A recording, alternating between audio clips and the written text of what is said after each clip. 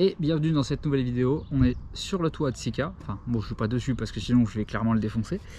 Et on va parler aujourd'hui d'un petit souci qu'on peut rencontrer quand on ne fait pas les choses correctement. Voilà.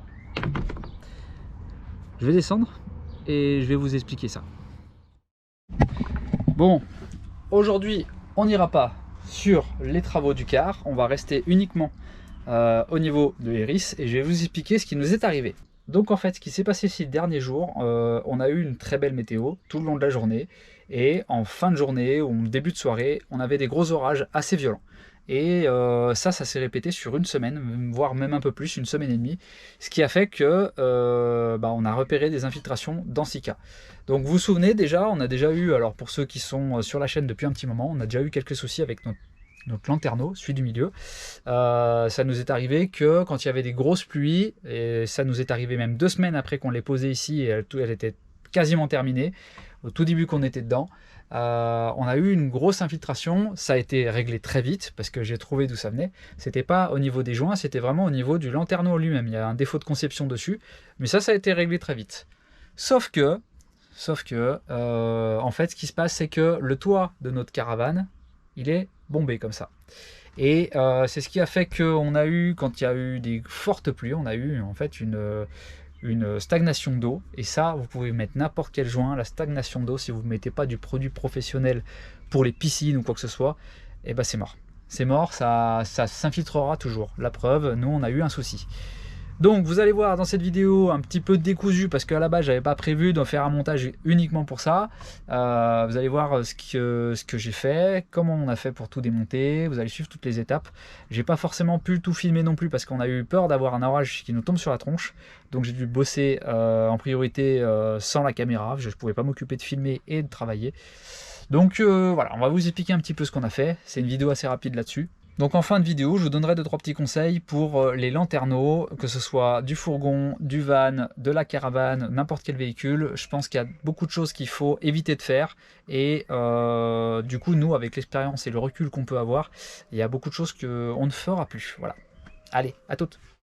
Salut, nous c'est Olivia et Kevin. Avec nos 3 enfants, on a eu envie de changer quelque chose dans notre vie. On a donc commencé en retapant entièrement une vieille caravane 4 places de 1979. Elle était vraiment en sale état, mais on a relevé le défi. Après 18 mois de travaux pour la transformer en véritable petite maison pour nous 5, on peut enfin en profiter, mais on se rend vite compte que l'espace n'est pas suffisant, alors on a choisi de se lancer dans un nouveau défi de taille. 12 mètres de long, 2,50 m de large, 3,60 m de haut, on a choisi Iris, un magnifique Iliad RTX de 2003, et on va le transformer en camping-car géant pour y vivre à l'année. Suivez-nous dans cette nouvelle aventure.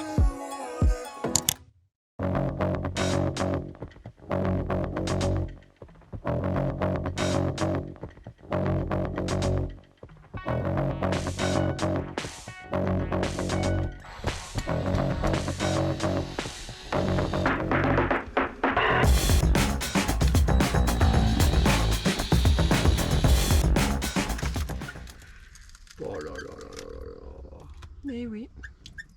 On l'enlève, on sèche tout avec... ça va. Par contre, faut tout sécher. C'est avec les dernières pluies. Ah bah oui, oui. Et puis la résine elle a pété et... En fait la résine n'a pas tenu. La peinture non plus. Putain ça sent fort. Hein. Mais oui, ça schlingue. Et moi ça, même le joint. Même le joint, il tient. Le joint, il n'y a plus rien qui tient, donc cherche pas, ça vient de ça. Non, bah du coup on va supprimer le lanterneau. C'est la cata. On supprime, on va... Franchement, les lanterneaux... Je déteste les lanterneaux. Bah en fait, tout ce qui est sur une partie plane, exposé aux UV. Aux intempéries et aux UV. Wow, ça pue. Ah ouais, ça sent, hein. Bah ça sent la caravane. Ouais, la vieille caravane, on va quoi. récupérer, quoi. Ouais. Voilà. Nickel.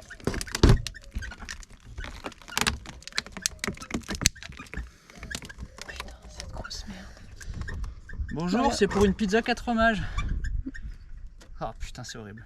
Alors le joint butyl, il a bien fait son taf, sauf que c'est passé à côté du joint. Désolé pour la tenue pas très pudique, mais il fait très chaud, hein, donc voilà. J'avais pas le choix, sinon j'allais mourir. Bon, clairement, en fait l'ancien lanterneau était vissé au toit. Il était vissé et c'est tout passé par les anciens trous, tout simplement. C'est ce que je me rends compte. Donc j'ai quand même bien bourré de joints quand je l'avais monté celui-là. J'avais mis du joint butyl, donc comme c'est conseillé de le faire. Ça a bien fait son taf, sauf que c'est passé par les trous de l'ancien lanterneau. Donc on se retrouve avec une armature du plafond qui est complètement imbibée de flotte. Qui schlingue. Voilà, comme dit Olivia. En fait, ce qui se passe, c'est que le toit de la caravane, il fait un peu ça. Et ça, quand je l'ai refaite, je l'ai pas fait correctement, je l'ai pas redressé. Du coup, ça faisait stagnation. Et c'est tout passé par, alors je sais pas si on le voit, voilà, par là, ces trous-là. Ces trous-là, il y en a encore un autre là-bas. Et donc avec les dernières intempéries, en fait, on a eu une stagnation d'eau de plus d'1 centimètre. Et que ce soit sur ce lanterneau-là et l'autre, en fait, y a une quantité phénoménale de flotte qui s'est imbibée, qui s'est infiltrée dans notre plafond. Et du coup, on a une piscine au-dessus de notre contreplaqué du plafond. Donc là, il faut démonter tout ça. Les 2 lanterneaux. Celui-là, on le condamne. Celui-ci, là, au-dessus du lit des enfants. Celui-là, on va le démonter et le refaire. Mais là, je pense que pour enlever le goudron, je vais en chier. Bon, voilà. Voilà. Donc, en espérant qu'on ne se prenne pas un orage encore ce soir. Et puis voilà. Bon, allez, on va se mettre à faire ça. En tout cas, c'est bien dégueu.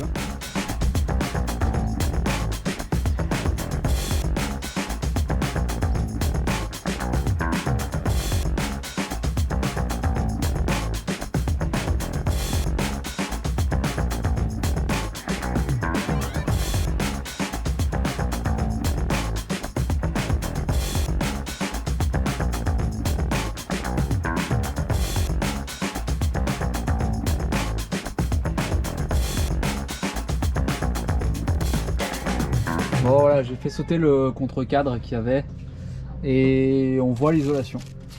Et elle a absolument rien pris, elle n'a pas bougé. Voilà, donc c'est plutôt une bonne nouvelle. Alors la deuxième bonne nouvelle, c'est que du coup là, le bois, il a eu le temps de sécher un petit peu. On a fait un aller-retour au car, on a été chercher des outils. Par contre là, il faudra... tout ça en fait, je vais le condamner. Hein. Ça, je vais le meuler correctement et je vais tout condamner. Je vais remettre quand même un contre-cadre pour éviter d'avoir d'autres soucis plus tard et pour que ça rigidifie bien le tout. Je vais y coller mais avec des serre-joints et je vais tout condamner. Je vais condamner là et je vais condamner ici avec une belle planche en contreplaqué. Ça, je le condamne et il faut que je fasse la même chose sur l'autre là-bas. Voilà la tronche du tasseau. Voilà. Et il schlingue, hein, il pue, ouais, et ça part en miettes quoi. Bah là c'est moisi. Moisi. Mais par contre l'isolation a rien du tout. L'isolation elle a rien. C'est bon, les déjà un bon point. qui ont ramassé. C'est les tasseaux qui ont tout arrêté, ouais exact. Bon voilà. Par où c'est passé? Tout simplement, toujours la même chose. Le lanterneau que j'ai installé moi, c'est comme tous les lanterneaux récents en fait, ils viennent par pincement s'installer. Là on le voit, il y avait des trous avant. Là on le voit bien ici, on le voit là. L'ancien lanterneau il était posé avec des vis et ça ça on pouvait pas y faire grand chose, on avait des trous dans la tôle et même avec du joint voilà. Bon allez, on va réparer ça, on va gratter tout le joint sur le dessus, on va déjà condamner celui-là et après je vais faire l'autre. Ça va être une vidéo, on va voir à chaque fois les tétons apparents. Alors je sais pas si ça va être autorisé par YouTube, j'en sais rien, on verra bien. Bon, j'ai pris un gros coup de chaud là, j'ai fait qu'un seul lanterneau. Donc voilà, je l'ai décapé entièrement, c'est celui qui était le plus dégueulasse, qui avait tout le goudron là. Donc c'est une vraie saloperie à enlever, mais avec l'acétone et du coton, ça va pas trop mal. Donc là j'ai tout décapé, il me reste encore 2-3 petites bricoles à faire sur la tranche là.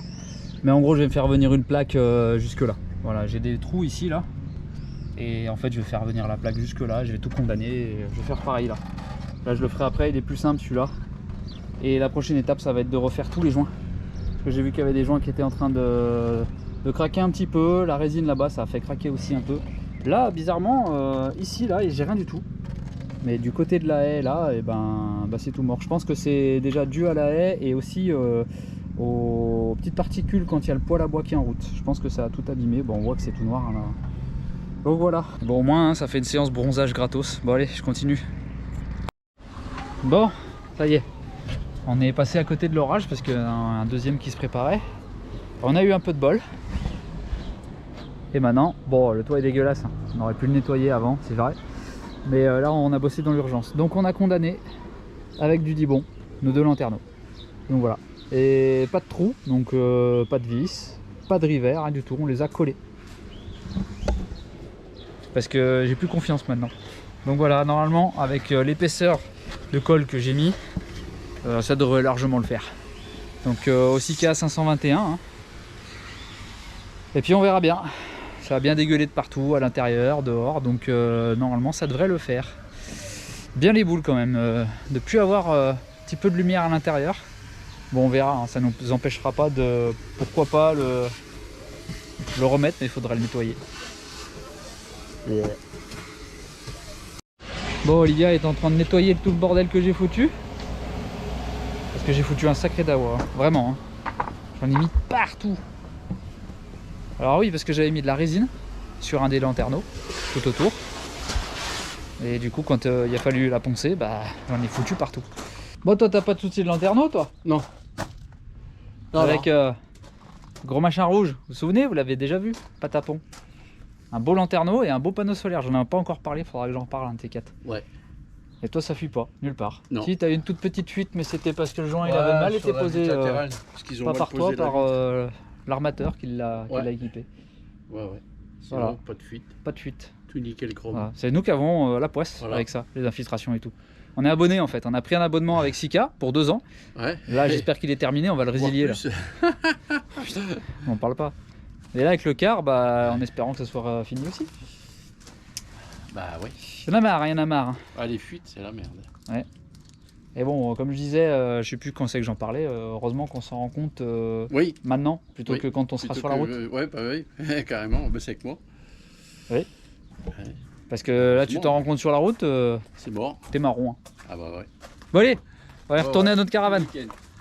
Puis on reviendra sur Patapon, un de ces 4 quand même, parce que Ouais. y a beaucoup de choses que j'ai pas dit. Ouais, il y a eu pas mal de changements, d'adaptation et de changements. Bon, du coup, la prochaine étape sur le toit de Sika, qu'on va peut-être rebaptiser Spontex, si ça continue, ça va être le traitement du toit, tout simplement. On va refaire les joints.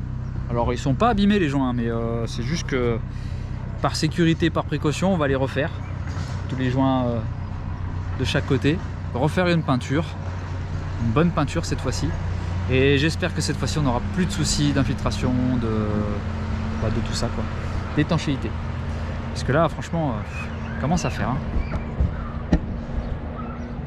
Il y a besoin d'un bon nettoyage quand même, parce que là, c'est vraiment dégueulasse.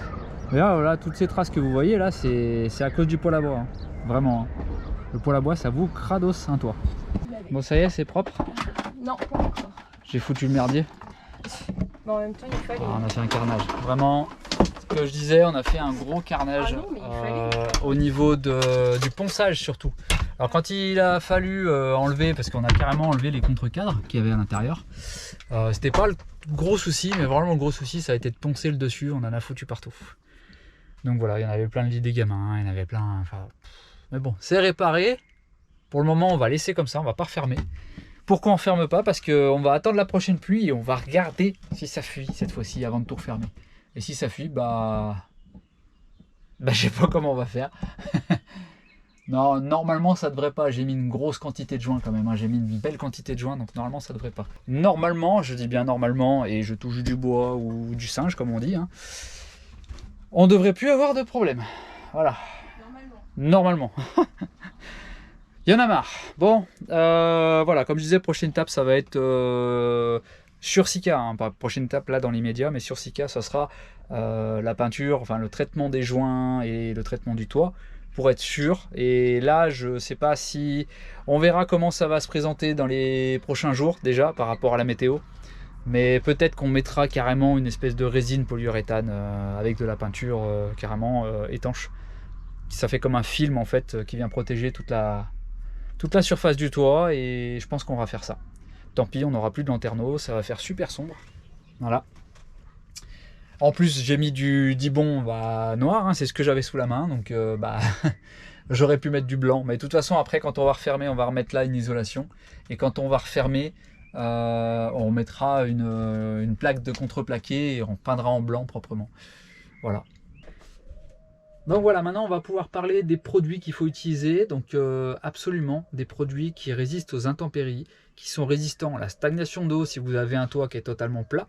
Même s'il est plat et que vous n'avez pas souvent de stagnation d'eau, il suffit que vous soyez garé un petit peu de travers ou quoi que ce soit, ça il n'y a pas de souci, l'eau va s'écouler. Mais si vous êtes vraiment totalement à plat, il peut y avoir toujours une petite stagnation d'eau, surtout sur des vieux véhicules, des vieux camping-cars, avec des vieilles cellules un peu qui prennent la forme, ça le fera toujours.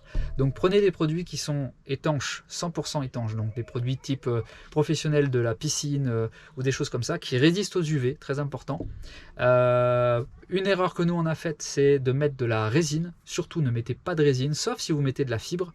Donc là, à la limite, ça peut le faire, mais avec une bonne préparation, il faut poncer le support, il faut vraiment bien préparer. Moi, c'est pas ce que j'ai fait, donc forcément, la résine, elle a tenu quelques jours, et après, au bout d'un moment, l'eau s'est infiltrée dessous. Donc, et c'est très facile à faire sauter la résine. Vraiment, comme c'est quelque chose de solide, de très rigide, et c'est pas flex. Il faut vraiment un produit qui est flex, qui reste souple et qui épouse la forme du matériau que vous voulez étanchéifier. Surtout, vraiment surtout, il ne faut pas aller vers les produits les moins chers juste par souci d'économie. Ça peut marcher, je dis pas le contraire. Il y en a qui mettent de la colle action, des choses comme ça. Ça peut très bien fonctionner, mais un jour ou un autre, il suffit qu'il y ait une déformation de la tôle ou du support, et là ça ne marchera plus. La preuve, même avec du Sika ou du Wurth ou quoi que ce soit, on aura toujours un problème si le matériau n'a pas été bien préparé, si la pose n'a pas été faite dans des bonnes conditions, et si le support il n'est pas aussi dans des bonnes conditions. C'est-à-dire que voilà, s'il est incurvé ou abîmé, ça ne le fera pas. Donc voilà, on a fait quelques erreurs, donc là on a rattrapé ça. On espère. En tout cas, on est un peu dépité, nous de notre côté. Mais bon, voilà. On va laisser ouvert comme ça. Comme c'est posé là. Qu'est-ce que t'en penses?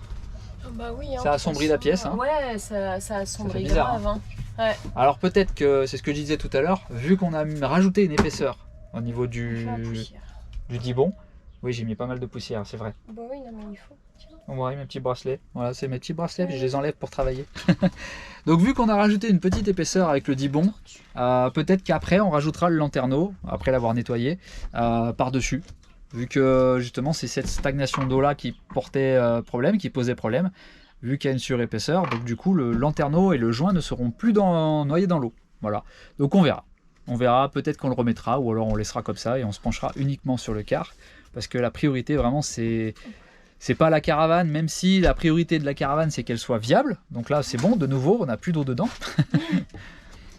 Mais voilà, la priorité ça reste quand même le car. Je disais justement tout à l'heure, on va peut-être la renommer Spontex plutôt que Sika. C'est bien Spontex. On va lui demander si elle veut. Pourquoi Spontex? L'éponge. C'est pas le gratte-gratte? C'est une éponge. C'est une marque d'éponge. Je fais pas de pub, hein, mais... Bon voilà, cette courte vidéo pour vous montrer un petit souci qu'on a eu et peut-être pour éviter à d'autres personnes de faire les mêmes conneries que nous. Et voilà. Voilà. À toute fin utile. Bon, ouais. Et ben nous on se retrouve du coup très vite pour une prochaine vidéo et j'allais dire à plus tard dans Sika. Non, la prochaine fois qu'on se verra, ce sera dans le car. Ah oui. Allez, à plus tard dans le car.